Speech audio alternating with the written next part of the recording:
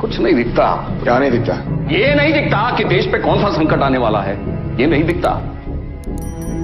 देश संकट में है और हम चुप नहीं बैठ सकते। कौन सा संकट? राष्ट्रपति को दरकिनार करके ये मोदी शो जो हो रहा है, ये भी देश देख रहा है। किराए के लोग ले जाकर जो बाहर शो होता है, वो भी देश देख रहा है। और ये देश आज एक सवाल पूछ रहा है।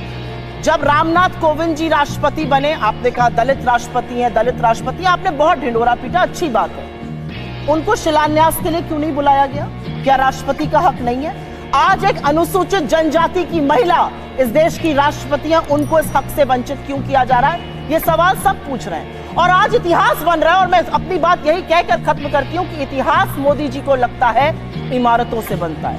जी नहीं, इतिहास ना इमारतों से बनता है, ना 9 साल में बनता है। इतिहास तब बनता है जब 200 साल की ब्रिटिश हुकूमत के बाद आप रोना नहीं रोते, अपना दुखड़ा नहीं रोते, आप IIT, AIIMS, ISC, BARC, ISRO जैसी संस्थाएं बनाते हैं। इतिहास तब बनता है जब आप जय जवान जय किसान का संकल्प लेते हैं। इतिहास तब बनता है जब विश्व की आंख में आंख डाल के पाकिस्तान के 2 टुकड़े करते और विश्व का भूगोल बदल देते हैं।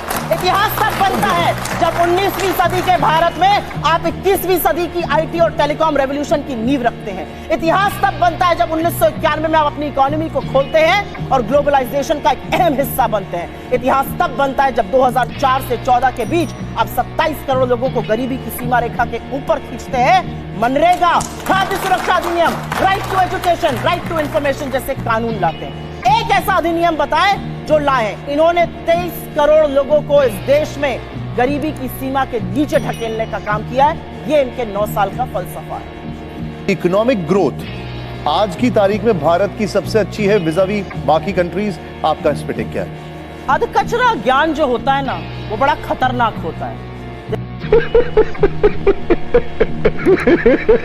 जैसे आधा सच पूरे झूठ से ज्यादा खतरनाक होता है। ये व्हाट्सएप यूनिवर्सिटी के स्नातक लगते हैं मुझे। भाई मजा आया। मोदी जी ने एक काम किया है, दुनिया की सबसे बड़ी फेक न्यूज फैक्ट्री बनाई है और दुनिया की सबसे बड़ी व्हाट्सएप यूनिवर्सिटी भारत में स्थापित करी है और हर चरण चुंबक उसका सदस्य है।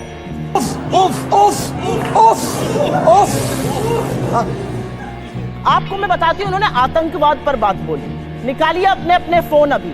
पिछले 2 हफ्तों में राजौरी में और पुंछ में आतंकवादी हमले में हमारे 5 जवान राजौरी में और 5 पुंछ में शहीद हुए। इस देश के प्रधानमंत्री के पास एक क्रिकेटर की उंगली टूट जाने पर ट्वीट करने का वक्त है, लेकिन एक वक्तव्य इस देश के गृह मंत्री का, इस देश के प्रधानमंत्री का हमारे 10 जाबाजों की शहादत पर नहीं आता। आप अब आए ना लाइन पे। आपको क्या लगता है, आप आतंकवाद को स्वीकारेंगे नहीं, एक्सेप्ट नहीं करेंगे कि हमारे जाबाजों की शहादत हुई है तो वो बंद हो जाएगा?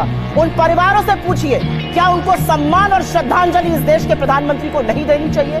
आप मौन क्यों हैं? 10 जाबाजों की शहादत हुई है पिछले 2 हफ्तों में। 20 जाबाजों की शहादत हुई चीन में। वहां पे गलबैया कर रहे हैं, झूला झूल रहे हैं चीन के साथ, साबरमती में बैठकर शहनाई सुन रहे हैं। ये बात करेंगे चीन पर? 18 बार प्रधानमंत्री चीन में गए। भगवान जाने क्या चीन से रिश्ता है, वो चीन का नाम लेने में कतराते हैं। क्यों डरते हैं हमारे प्रधानमंत्री चीन का नाम लेने में? ये सवाल मैं पूछती हूँ, ये सवाल देश पूछता है। 20 जाबाजों की शहादत। अरे बाप रे, ये तो धोती खोल रहा है। यहाँ से मुश्किल से 10 या 15 किलोमीटर दूर पर इस देश की सबसे डेकोरेटेड, सबसे सम्मानित वो लड़कियां जिन्होंने बड़े बड़ों को पटखनी देके हम सबके सीने गर्व से चौड़े किए, 1 महीने से बैठी हैं और यौन शोषण का आरोप आपके सांसद पर लगा रही हैं। आपके मुंह से एक शब्द नहीं फूटता है, एक शब्द नहीं निकलता है मोदी जी के मुंह से, एक शब्द नहीं निकलता है अमित शाह के मुंह से। क्या ऐसी आपकी फंसी है ब्रजभूषण शरण सिंह से कि आप नहीं बोलते हैं? ये सवाल मैं एक महिला होने के नाते पूछती हूं। मैं अभी मजा आएगा ना भिड़ो।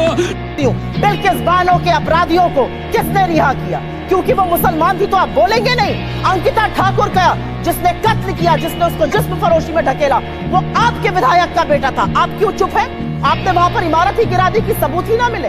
आपका विधायक दोषी पाया गया है हत्या और सामूहिक बलात्कार का, कुलदीप सिंह सेंगर। ये बात करेंगे महिला सुरक्षा पर? बाप को भेज, तेरे बस की बात नहीं। ये चूड़ियां भेजते थे प्रधानमंत्री को, आज इनके मुंह से एक शब्द नहीं फूटता। महिलाएं इस देश की पूछ रही हैं और आपको भी पूछना चाहिए, क्यों चुप है मोदी सरकार जब हमारी बेटियां जंतर मंतर पर 1 महीने से बैठी हैं।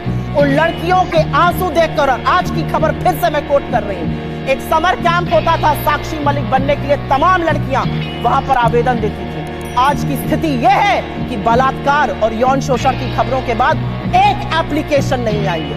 ये इस देश की बेटियों के साथ ये कर रहे हैं, ये हमें पाठ पढ़ाएंगे। इन्होंने गजब बेइज्जती है। एक बहुत बड़ी बात बोली और वो बात बोलते बोलते पाकिस्तान पर चले गए। आज तक इस देश का ये न्याय था कि आज तक आईएसआई ने हमारी जमीन पर पैर नहीं रखा था। आईएसआई को पठानकोट बुलाकर आप निरीक्षण कराते हैं, लाहौर आप चले जाते हैं लपके हुए, भगवान जाने सेवई खाने या बिरयानी खाने, और सवाल हमसे आप पूछिएगा। आसिया अंद्राबी आपका चेहरा बनती है श्रीनगर में और सरहद पार जाके आतंकवादी गतिविधियों में शामिल है।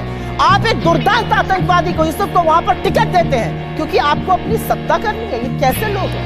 ये किस तरह के लोग हैं? ये जाबाजों की शहादत पर चुप रहेंगे, मणिपुर जलेगा ये चुप रहेंगे, ये प्रचार करते रहेंगे। इनको ये याद है कि इनको क्या क्या कहा गया। कर्नाटक जाकर क्या कहते थे साहब, मुझे फलाने ने ये कहा। कर्नाटक ने क्या कहा? कर्नाटक की जनता ने कहा मुद्दे है बेरोजगारी, मुद्दे है महंगाई और मुद्दा है भ्रष्टाचार। अगर उस पर बात होगी तो हम बात करेंगे, नहीं तो विपक्ष में बिठाने का आपको काम करेंगे। साहब हिमाचल गए थे, हार गए, कर्नाटक गए, हार गए, और ये विश्वगुरु बने फिरते हैं इनकी। ओ भाई मारो मुझे, मारो मारो मुझे, मारो मारो। मेरा अपना मानना है कि कुछ बातें जब समझ में नहीं आती है उसको नहीं बार बार बोलना चाहिए। मैंने आपको एक बार पहले भी शो पे समझाया है।